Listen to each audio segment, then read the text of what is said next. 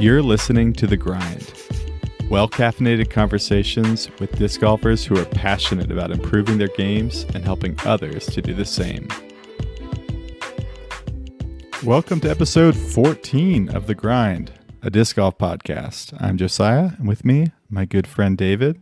We're going to talk some disc golf. How's it going, guys? We've got a fun episode lined up for you today. We are going to get a pro tip from Alden Harris, who's a Prodigy pro. Recently just killed it at Jonesboro.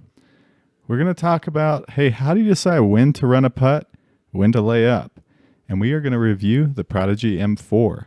But first, David, I got to ask, what are you sipping on and how was your disc golf week? We're sipping on some coffee we snagged from Ogden, Utah from the Wasatch Roasting Company. It's actually from a farm. It sounded like the owner had visited the farm and done some work on the farm. It's Serenia coffee from Do Chung, Thailand. I'm sure you rocked it. I'm sure I nailed all of that. But you can find it on their website, and that should help it be identifiable. This one's actually an anaerobic washed coffee, which is one of the first times that I have had this type. Anaerobic means it's actually a fermentation process.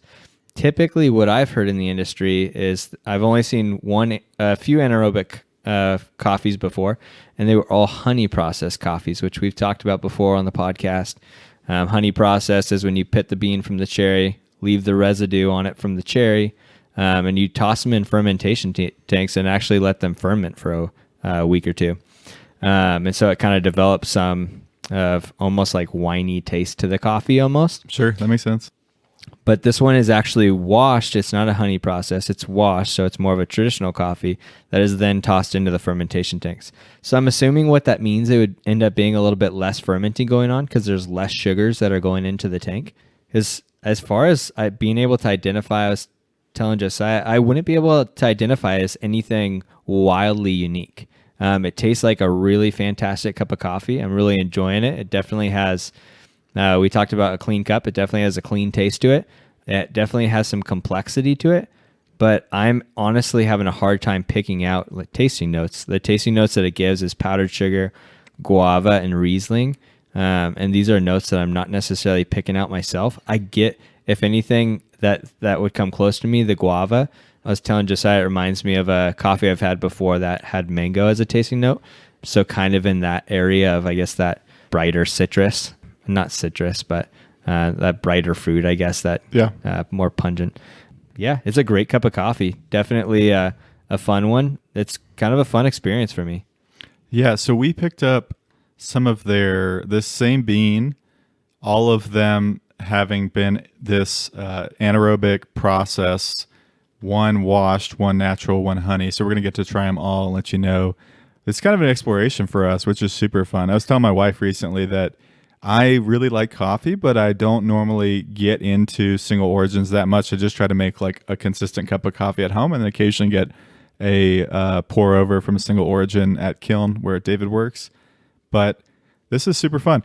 I think I get a little bit of the fermentation at the very end. To me, it almost has kind of that, when you get a mandarin orange or a cutie orange, whatever those are, that's sat a little too long. Yep. You get a little bit of that, and I enjoy it here. And then I'd say the rest of it is like, it's very balanced. I feel like it's kind of wild because it's Thailand, which I haven't had Thailand coffee, and then it's this anaerobic kind of fermentation process. Mm-hmm. But it's not something that would be like hard to drink every day. It is a very well balanced. You said clean. I totally agree. It's a very clean cup. It's fun for sure, but not like wild, just like good with some kind of more subtleties. It's complex, but those complexities are in this kind of in the undertones rather than, where we had that Guji last week where it's like strawberry just hit you in the face. This is much more like kind of playing the whatever. I'm not good at music metaphor, so just kind of in the background. Yeah, I would say it's definitely one of those coffees that's so much on the lighter end and so mellow in its flavor profile and complexity that the average coffee drinker that's looking for more of that like dark roast feel in their mouth would probably be very dissatisfied. They would just identify it as being too light. Yep, I could see that. It's not weak, but I think this is so much closer to the experience of drinking like a really good cup of tea than it is to like a French roast this is a clean mouthfeel. It's got, some subtle flavor to it. It's not weak at all, but it isn't like you said, it is a totally different experience. Yeah. This is a fun one for me. It's an experience. I've never had an anaerobic fermented coffee like this. So I was super pumped to get these and try these. Yeah. I think that so much of flavor and life in general is about expectations. Mm-hmm. And I think that one of the things that helps me enjoy coffee is to leave some expectations at the door of what it should be. Yep. And I think especially when you get into light roast craft coffee, there is a certain degree in which it's so enjoyable, I think, if you came into it neutral. But if you come into it expecting this bold, kind of heavy, bitter with chocolate as your like only option with a really, I don't know, filmy finish on your mouth, this is going to be totally different. You almost lose the flavor after a while on your palate because it is so clean. Yeah. It leaves you kind of like, oh, I could have just brushed my teeth, and not like, oh man, I really hope nobody bumps into me because they're going to smell this on my breath. Yeah. And these anaerobic processed coffees are really, the demand is coming for them just because, we talked before about what the craft beer industry is impacting with the craft coffee industry. People are looking for experience, and about 10 years ago is really when the naturals and the honey process started really picking up steam, and they're so prominent today in the craft coffee scene.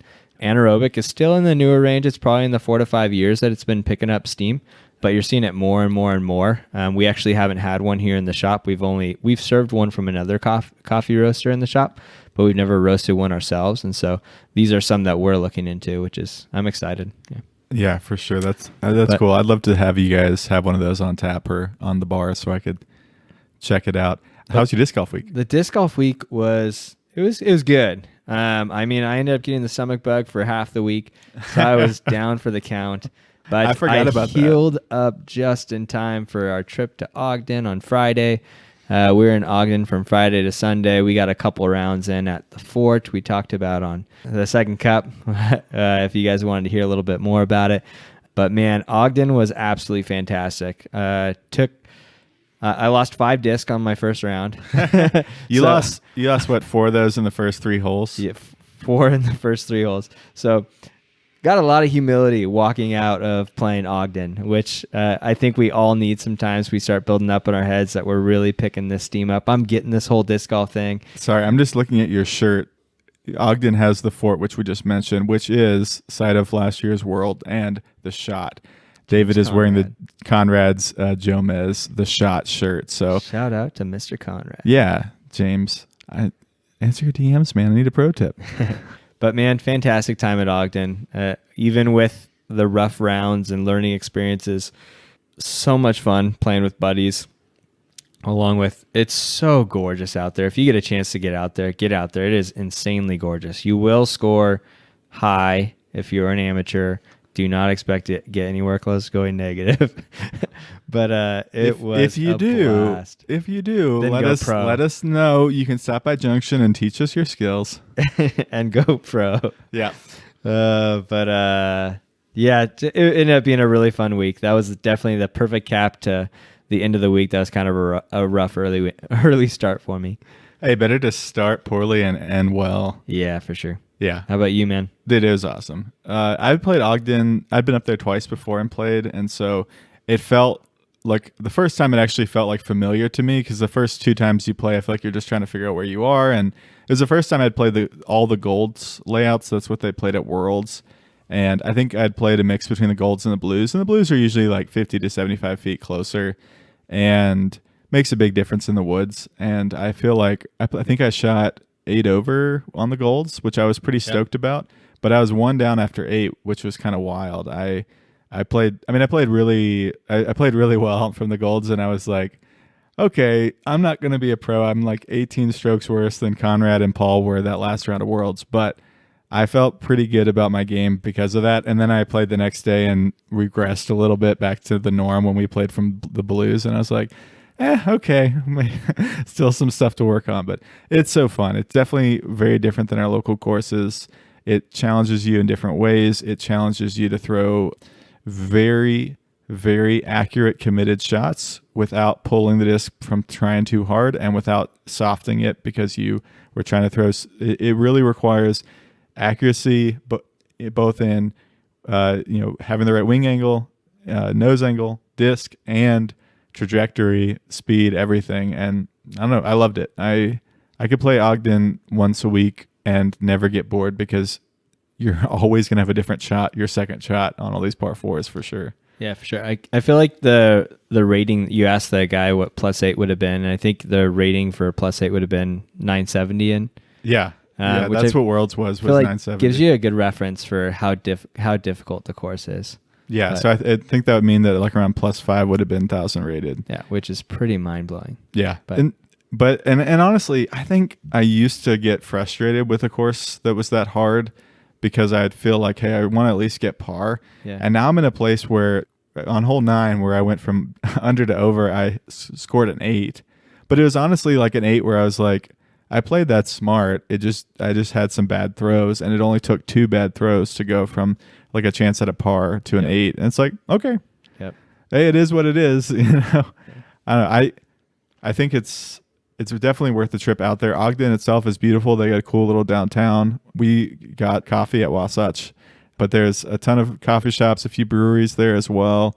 It just seems like a pretty cool town, and it's just sitting mountains like 360s, white capped. So gorgeous, beautiful, man. So gorgeous. Yeah, if you just going down for the scenery is absolutely worth it. Yeah, and I'm excited about more trips to check out other courses that are going to test our skills in different ways. But the Fort's always going to be up there for me, and I'm going to try to make it an annual trip. Well, you want to get into a pro tip? Let's do it. So Alden Harris was kind enough to send us a pro tip. I asked him, Alden, what's one thing you wish you knew when you were first building your game? And he said, the first thing that came to mind is that nerves are a good thing. When I first started playing in a tournament, I was extremely nervous, and it would cause me to make some dumb mistakes in shots. I always was trying to figure out ways to get rid of the nerves. A few years later, I had the chance to ask McBeth if he felt nerves. He said something along the lines of, I feel nerves before every round. The day I stop feeling nerves is the day I stop caring. After years of trying to get rid of my nerves, I finally understood what the nerves were. The nerves would come when I wanted to succeed and when I cared a lot about what I was doing. So since then, I've embraced the nerves, and I get the nerves I get before every round. I still get them the same way I got them when I first started, but I've just started loving it rather than hating it because I know what the nerves mean now. I can honestly say the nerves I get before a big round or in front of a big crowd is one of my favorite feelings in the world. So long story short, nerves are a good thing. You don't want to get rid of them. You just want to learn how to handle them. What do you think, David? I love it, man. It's actually reminded me of when you asked me about if I think it was last podcast or a couple ago, that throwing through trees, of just that initial thought in your head about hitting a tree, and just like, yeah, I absolutely have those thoughts, and just kind of pushing them out. But just the importance, this is like going back to like not only in disc golf, but in life. I personally deal with a lot of anxiety. And there was a time in my life that I was going to teach English in Indonesia. And I allowed the anxiety to build up in me to the point to where I felt like I had a panic attack and I was going to just lose my mind. One of the things that helped me get out of that season of life, just allowing anxiety to define me essentially, was recognizing that as humans, we all deal with this on some level or another.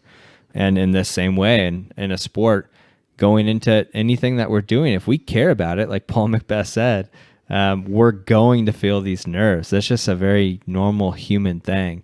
And yes, it's possible to let those nerves get in our head to the point to where we feel like we can't compete. I've felt that in a tournament to where I have the nerves and feel like, okay, these guys are definitely above my skill level. And if I am playing at their skill level, I kind of get this anxiousness of like, okay, when am I going to fall apart? When am I going to fall apart? But recognizing that those nerves don't define you. Yes, they're there and they exist and they're very normal, and it's okay to let them be there. But the moment that we begin to let them define us and tell us who we are as opposed to being who we are, that's when we let those nerves or anxiety, whatever it might be, that's when we just give in and we let it be who we are, as opposed to, we're essentially no longer are believing in ourselves. And so I love this, bringing it back to psychological, because at the end of the day, like sports, like bringing it back to the psychological like basics is huge. Yeah, I totally feel that and love that. Everybody struggles with this. Everybody's going to feel this. I think that that's something that, I think early on, especially first tournaments, I kind of felt like I was alone in that because I feel so different than normal. And so I feel strange compared to my normal self. And then therefore I must be strange. I must be isolated in this way. But the idea that like, hey, first of all, hey, this is normal. Everybody's experiencing this, or they should be. This should be important enough to you that you experience some nerves. If you don't care, then why are you paying money and taking a full day to play a tournament? And so I like that. And I think along with that, this idea of channeling the nerves, I think is something I'm just starting to learn. I think that nerves are one of the reasons that I have had, I think I probably am a 950 rated disc golfer on the average casual round, maybe better. And then in the tournament round, historically, I've been about a 900 rated disc golfer, and that's 5 strokes most courses. And so where are those 5 strokes? Well, I think a lot of them are nerves. A lot of them are being like feeling physically limited because of my body's nervousness or whatever. And so I think that lately I've been able to just say, last tournament we played, my first putt, I felt like I physically couldn't get it to the basket. It was like a 25-footer, and I just felt like so strange. And then I pured my next drive, like one of my longest tournament drives, and made my next putt. And I think it was this idea of like, okay, I had to accept that I'm psychologically experiencing something, and my body is responding to that.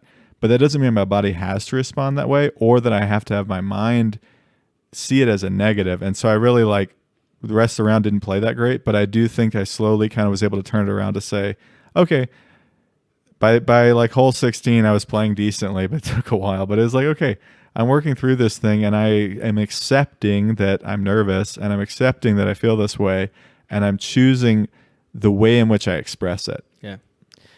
This is something that I think has historically made me kind of angry at like our culture, because I feel like our culture really hammers into, and I'm talking about our culture as American culture, hammers into our head that you're weak. If you're nervous, if you deal with anxiety, whatever it might be, you're just weak-minded. And there's all these other people that don't deal with these things, and that's the reason why they're pushing forward. That's the reason why they're these elite athletes, these successful businessmen, whatever it might be. That's a joke.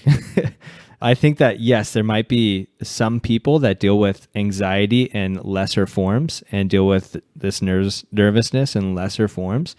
But I think learning how to channel those anxiety and nervousness, like Josiah's talking about, that really, it's those people that end up being the most successful, is recognizing that this is an aspect of my life, and this is something that I can use. This is something that I can use to motivate me and push me forward. And at that point, it kind of becomes a fun game because you know it exists and you just have fun with it. Yeah, I think that you coming into the tournament had a much more refined and developed way of dealing with these things. I think that's part of it. Part of it is because I was so emotional as a kid and as a teenager and so affected by everything that I think that my solution for that was to basically shut off my emotions whenever I would feel them. The problem is when you can't shut it off, then you don't really know how to deal with it. And so the nervousness, when you can't shut it off, you're like, I haven't developed any other tools besides the off switch, which isn't really an off switch. It's more like kind of burying it or whatever. And I think that for me, I think the wonderful thing about disc golf is it teaches you about life is like we talked, I think it was last week, about accepting, like, hey, I need to accept these things. And that's kind of what I'm working through is like, I feel something. I'm a adult male, but I still have feelings, whether it's in disc golf or life, all of it's life, I guess. And I'm feeling this way, but I'm going to accept it. And I'm going to, how I feel doesn't mean I have to think a different way. Or, like, hey, I'm nervous. Well, I'm probably going to miss this putt. I'm probably going to throw it OB. I'm probably going to hit that tree. No, I'm nervous because I care. And so I'm going to use that to try to focus in more, to try to get more locked in. And I think that it is hard, but it is something that I think everybody has to go through and work through, whether in life or in disc golf. I know that McBeth actually had the similar message, the same message told to him by Steve Rico when he was early playing. So McBeth, when he asked Steve Rico, who's a longtime disc golfer, an awesome player, how do you deal with nerves? How do I get rid of the nerves? Steve Rico told him the same thing, like, hey, nerves are part of it. Nerves are because you care. And if you care, you don't want to stop caring. So you need to use the nerves. You need to be excited about the nerves. And I think that whether it's, hey, I'm playing with a buddy or I'm playing with somebody new and I'm playing through a card, they're letting me play through, and now I've got an audience for my shot, and I'm not a very great player yet, and I just know I'm gonna shank it, or I just know I'm gonna miss this short putt. No, like, hey, you feel nervous? Great, that's an opportunity to play with nerves. Like, what a tremendous opportunity. You're like, hey, I'm one away from my personal record on the course, and I've got to make a 15-footer. I usually make my 15-footers, but I'm gonna miss it now. No, don't have that. Say like, hey, this is great. I'm gonna make it because these nerves are letting me focus. Yeah, for sure. The other thing I'd say just generally with this is I think that pros, McBeth, Alden, and others, being willing and open to talk about how they feel and how they're experiencing these things is so cool to me, because I think that a lot of times, like you were saying before, there's a certain like perspective that is, even if I'm feeling this inside, I'm definitely never going to share that with anybody because I don't want to give people an edge over me by seeing a weakness. Mm-hmm. And I think it actually is a strength to be able to say, yeah, I can share this with you and maybe it benefits you and I'm still going to beat you, Yeah. Well, I think in general as humans, we thrive in community. And I think like our culture oftentimes, or our like inner being, pushes us like towards this feeling of isolation. We like to try to push and isolate ourselves, or our culture likes to make us feel like we don't belong, whatever it might be, this feeling of isolation. Recognizing that anything that I feel like thoughts or anything that is really pushing me towards that feeling of isolation, I always immediately, I used to believe them so easily. Now I recognize the fact that, okay, this is pushing me in this direction. Although there might be some truth here, that's not where I want to be. I want to be here in community because I know that I thrive and I know that I find the most joy in community. And so anything that is pushing me in that direction, I say, this is not something I'm going to believe. I'm going to walk in this direction. So, yeah, that's good.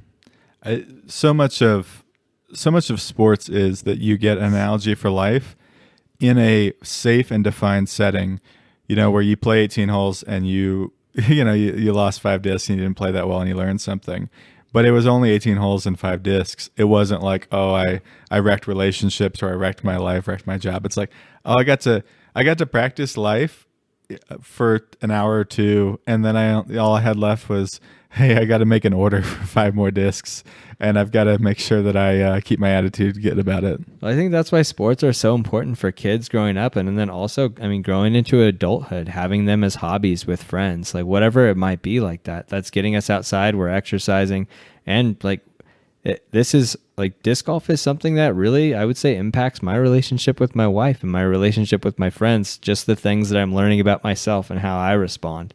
So I love sports for that. I love disc golf for that. Yeah. So thank you, Alden Harris. Thank you, Paul McBeth. Thank you, Steve Rico, for being open and honest and helping us in life and in disc golf. David, I wanted to ask you about this and kind of dialogue about it because it's come up in my head a few times recently of, when do you run putts? When do you lay up? I'd say both in terms of distances and weather conditions, etc., obstacles out of bounds, as well as tournament versus practice versus casual round. This came to my head recently. Hole 3 at our local course, Watson, is in its long position. There's a sidewalk right behind it, probably 8 feet behind the basket, 10. Yeah. And it's about 340. So it's one of those shots that I often end up 20 to 30 short because, one, I'm not a bomber, but two, I'm trying to control that distance so I don't go be long and end up with a bogey. And so a lot of times I'll play short, but then I end up with a death putt and it's an elevated basket. So if you miss it, almost always you're going to go OB. There's a chance you won't, but if you don't catch all the chains and don't have a skip out, you're probably going to go OB. And so it just kind of brought to my head, like, I want to have a game plan for when to run putts, when to lay up, and kind of decide how I want to do that in a practice round versus a tournament versus, hey, I'm going for my best score, etc. That's a tough one because I think firstly you have to look at putting style. Because I mean, if we're looking at putting style, you have a very hard spin putt. I have more of a I have kind of in between like a spin and a floater. You've got a pretty direct push putt, I'd Yep. say. Yeah, and then push I think putt, when you go for your step putt, it's a little bit closer to a spin putt. So I have kind of the luxury of being able to take off a little bit and kind of try to float my push putt, spin putt in. I guess I take a little bit of spin off it and just try to float it. And it still feels natural to my putting game. And so I feel like I'm still running, but I'm not fully committing, I guess. I'm giving myself a chance with having a less margin of error. While if with your style of putting, although I would say your putting style ends up being more consistently hitting the basket than my putting style with how much spin and directness that you're going at the basket, you do get punished for mistakes a lot more than I do with my putting. Yep. And so I think starting there, I think for me in that situation, I would still have some sort of run at the basket, but I'm definitely putting it more out on a hyzer and give it a chance to kind of float into the basket, because then I know that it's going to more than likely crash somewhere by the basket. There's still the possibility of rolling OB. But yeah, in your situation, I would have a really hard time using a complete committed spin putt in that situation. I think very much so I'd consider laying up. Yeah, I think that maybe partially unique to the putting style, I have to be very careful about when I run a putt. But I think more than anything, I have to, once I've decided what I'm going to do, I have to commit to it. Whether that is, hey, I'm going to try to pull a David Lofty push putt, hyzer it in, or no, I'm going to run a full speed spin putt, because that is the most likely to go in. And honestly, it's the most likely not to go OB if I'm running it, because that's what I'm comfortable with, and that's normally what I'm doing. I think that part of it for me too is, and I think maybe getting at this is, when you're in a practice round, I have this thing where I'm trying to decide whether I should be working on skills that are going to require aggressiveness. For example, I'm going to run this putt because I want to work on my 50 footers and want to be going at OB, whatever that is. Or I want to work on dealing with the nerves of, if I miss this, it's going to be a problem, because there will come up those putts where you've got to make a run, or if I want to practice or play in the tournament like I practice, which is, no, I'm going to lay that one up. I'm going to feel good about laying it up. I'm going to have made the smart choice, and I'm going to move on. And I think that there is this push and pull, because I want to develop those skills, but I also don't want to have never practiced playing conservatively. And in the tournament, what I found is that when I would run everything, which I still run a lot of stuff, but when I run everything in the tournament, I would feel nervous because I was like, well, I've never practiced laying up. And so I don't really know exactly how this is going to work. It's an easier shot, but if I accidentally push it too far and go OB on the layup, I'm going to be so much more annoyed than if I ran it. And so just in terms of prioritizing your time in practice, what do you normally do? That's kind of tough, because I think if I was practicing for a tournament and in that tournament mindset, I probably would consider laying up in a practice round for a tournament. I think if it was every day playing with buddies, unless I had the risk of losing my putter into the creek or something, I'm going to run it just because I want to learn the skills. I want to learn how to commit to the basket, because one of the things I've talked about before, one of my weaknesses is not committing to the basket and hitting the bottom of the basket.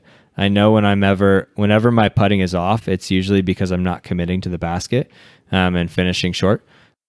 The thing is, when your putt is really strong, you are low and in the basket. Yeah. And so when you're not, it's only like 6 inches of difference, but I go from expecting you to make every 25 footer an in to like, all right, David, just get it over the rim. Get it over the rim within 15 feet. But yeah, I think I'm just playing casual rounds with friends, I'm practicing that skill. I really want to focus on committing to the basket, building that confidence, knowing that I can make the putt, because ultimately that's where you want to be. I think we should be practicing where we want to be. I think I can't speak for all the pros, but as far as from like anything, any coaching style or whatnot that I've taught you, I mean, you should always be practicing where you see yourself. Yeah, that's good. Also knowing that when it is coming to a tournament, just like when we're getting ready for a tournament, you're not doing a bunch of workouts, playing a ton of rounds all at once. You're just kind of playing a practice round here and there, preparing for the tournament. You're slowing yourself down, and that's when I think becomes an appropriate time, for me at least personally, to consider laying up, to have that mental mindset of, okay, laying up here and taking the par, taking the bogey, whatever it might be, would be the wiser thing, especially if you're playing, like we played Palisade a while back in the wind, especially when you're playing in the wind and knowing that it's going to be really difficult for the people around you to be making these 20, 30-foot putts, and you don't want to be the one that ends up 40 feet past the basket being tossed by the wind. You want to be the one that laid up under the basket. Yeah. I think that boring disc golf in tournament makes a lot of sense. I mean, as you go up the divisions, it gets harder and harder to be successful without having some level of aggressiveness. At least, in the courses we play, probably if you played the Fort still advanced, playing conservatively would definitely still be ideal. When you get up to the pro at Worlds, you had to score 10 down to win Worlds, so you had to be aggressive. I think that when I think about this too, I think about mentally, when do I choose to run a putt? Part of it is confidence based, and that means if I feel indecisive about running a putt or not in a tournament, I want to start not running it. Because what I don't want to do is be halfway in and say like, oh, I guess I'm going to run this. Unless I can get my brain fully engaged and committed, my non-committed shot is actually my putt is actually my worst miss. For me, an non-committed shot is off to the right and very, very far past the basket. It sounds like David's uncommitted shot is right down, hitting the nubs or the rim and then falling down. So you don't have a 3-putt opportunity. I'm going to 3-putt a lot of the times if I've got an uncommitted putt. So part of it for me is I'm going to either choose to run the putt and then I'm going to fully commit to it. Or if I feel like I can't, or I don't want to, or I don't think it's a good choice, I want to commit to the layup. I'm going to try to get the layup to hit the pole or whatever that is, or be in the right spot. And use the same amount of focus on the layup as I do on my putt, so I don't screw up that layup and kick myself because I laid up and now I 3-putted or something, or 1OB. And then the second part to that is, I think that there's a certain degree in which understanding your own competencies and having a confidence level just one notch above that. You don't want to be like 10 notches above that and say, like on a 30-footer, I assume I'm going to make them all in the tournament, or at least I try to tell myself that. I don't tell myself that on a 60-footer. I tell myself I'm going to make that one if I'm going to run it. But I think there's a certain degree in which being overconfident is a problem in terms of your body and your brain know when you're lying to yourself a lot. So sometimes you have to make that lie very small. Does that make sense? Yeah, for sure. I think in general you talk about, having those percentages in your head. I talked about before with putting, as far as knowing that you know as a human you're going to miss at some point, especially as an amateur. You're going to miss a putt. And that's just the reality of putting. Maybe you're going to miss. You're going to miss. I'm never going to miss. But if you've been practicing a lot, like within 20 feet, I know that I'm going to hit more than 50%. For sure going to hit more than 50%, which means I can step up to that putt knowing there's a very good chance that I'm going to make this putt. And so having a starting point there, that gives you the confidence. I'm not saying that if I miss that, because if I say that I'm going to make this 100% of the time, then I miss the putt and I lose my mind. Sure. But so it gives me the freedom of the margin of error to be able to say, oh, I missed that, and I can move on. Yep. But yeah, I think having an awareness and the confidence is huge, but also knowing that there's a margin of error. We are human. I like that. I like the perspective of like, oh, I missed that? Well, I'm going to make the next 10 because that almost never happens. Like this idea of like, or like I made it, cool, I'm on a roll, I'm going to make the rest of them. Do those things totally line up if you tried to square them all out? No, they don't, because if you play the averages, you'd say, hey, I have no idea, but I'm probably going to make it. I think it's even better to, like I said, one notch up, like hedge on the side of, hey, I missed one, I'm not going to miss any more. Or I made one, cool, I'm going to make the next ones because now I'm warmed up. And this is all just like being encouraging to yourself. taking it to say, or taking a step back and saying, I'm going to think and speak positively about myself and about the people on my card. And I think when it comes to running a putt, that's where I want to be. Is if I don't feel confident and I can't get there, then I'm going to lay up and feel good about that. Hey, I laid up. Guy on my card made a 60-footer. I laid up my 50-footer because I think that's what was a smart play for me, and I feel good about that. And the next 50-footer, maybe I run it and make it. I don't know. Yeah, I like that. And so for me personally, I'd say I try to be confident one more notch above where I actually think my percentages are, because I'd rather err on that side than the other side. And then I'd say I occasionally will adjust my putt for a run when I am far enough out that the mistake is going to be costly, but I'm more likely just to lay up. And I agree, on a practice round, just a casual round, I want to be working on the skills of where I want to be, and this is true of anywhere in disc golf, than where I am, particularly especially now that the personal records are kind of removed from us because the course is in a harder layout or whatever that is. I don't know. And then I think just have fun. In the end, if it's more fun for you to run it, run the putt. Yeah. If it's more fun for you to lay up and not have to deal with the fact that you missed it, now you've got to come back and all that, lay up and have fun with it. Like there's nothing, in the end, there's not one way to do it. And the person who runs the putt, feel good that you have the confidence to run it. And the person who lays it up, feel good that you were smart to lay it up and move on. Yep, I like that. I think back to our friends tournament when it was crazy windy at Snooks, and I laid everything up because I was so terrified to make a putt. I felt really good about my round, but I lost everyone. Yeah, but honestly, better to feel good about it and lose than to second guess yourself. The previous year before that, it was crazy windy as well, and I tried to run every putt, and I was so frustrated after the round because I couldn't. I think I probably 4-putted every hole. So I think, depending on skill level, obviously, and then also just figuring out what makes you, whether it's for a practice round, whatever it might be, whatever makes you feel. I love what you said. Whatever, make it what you want. Yeah. Well, I love what I said too. You want to get into a disc review? Let's do it. Our what was that disc review this week is the Prodigy M4, which is a 5-speed, 5-glide, -1 turn, and 1 fade mid-range from Prodigy. So, David, what did you think of the M4?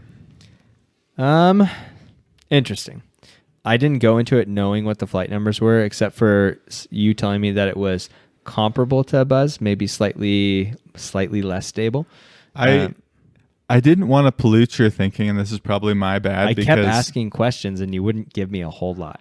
The numbers say Buzz. Yeah. And I kind of wanted, because that's what most people are when they pick it up are going to throw it, and I kind of wanted you to experience it based on that. Yep. And see what you thought.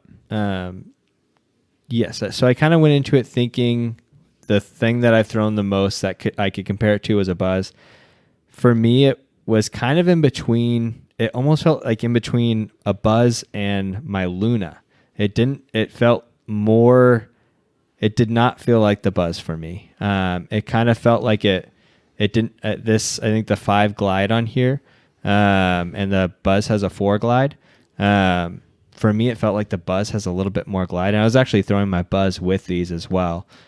Were you getting a good bit more distance with the Buzz? Yes, getting more distance with the Buzz, and I felt like the M4 just kind of dropped out. Yep. They start to turn early, and then they just kind of felt like they dropped out on me. And so it felt like what would happen if I'm throwing my Luna on a slight Anheuser is what it kind of felt like to me. And it has a similar hand feel to the Luna. I could see that, yeah. So I think so it was an interesting disc. For me, like if somebody handed it to me, I didn't know it was a mid-range, didn't know it was a putter, I probably would have put it in that like 4.3, and I definitely would think that it's a little bit more understable. I probably would have put like a -2 or something, because it definitely, for me, it was pushing right more out of the hand. Yeah, it was interesting. I wouldn't say that I walked away super excited about it, but I walked away definitely really thinking about what the disc was for me, I guess. Yeah. So I would say I've thrown the M4 a bit. I bagged it for a bit. I may be bagging it now. May put it back in the bag. We'll talk about that later. But I think that the dropping out is something that I have experienced depending on the throw. You throw it and you think, hey, that's going to go far because I got it on the right line. It had a lot of turn, which you normally expect to get a lot of distance from, and then maybe it's straightened out and then kind of just falls out of the sky. It's nice in some ways because it doesn't really fade. It just kind of drops. Yeah. I can occasionally get late turn on it, where off of a little bit of a hyzer, and you get this little late wiggle. And when that happens, I think I do get comparable distance to the buzz.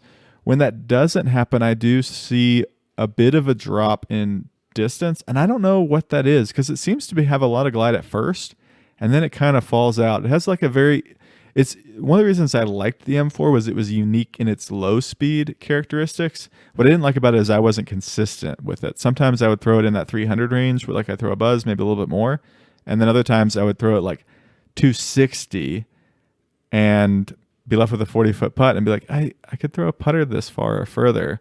It's an interesting disc. I think it is something that I bagged them for a while, and I think that I never felt like I quite had it dialed in to where I'd occasionally throw this like magnificent shot with it, and then the next shot I'd be like, I didn't quite do it. And I texted you, I said, I think it is a bit of a finesse disc. Mm-hmm. Not crazy understable, but definitely understable compared to a buzz. One weird thing, and I didn't mention this to you because it's super nerdy, but the M4 traditionally has a lot of flashing on the bottom, this really sharp leftover plastic from the molding process.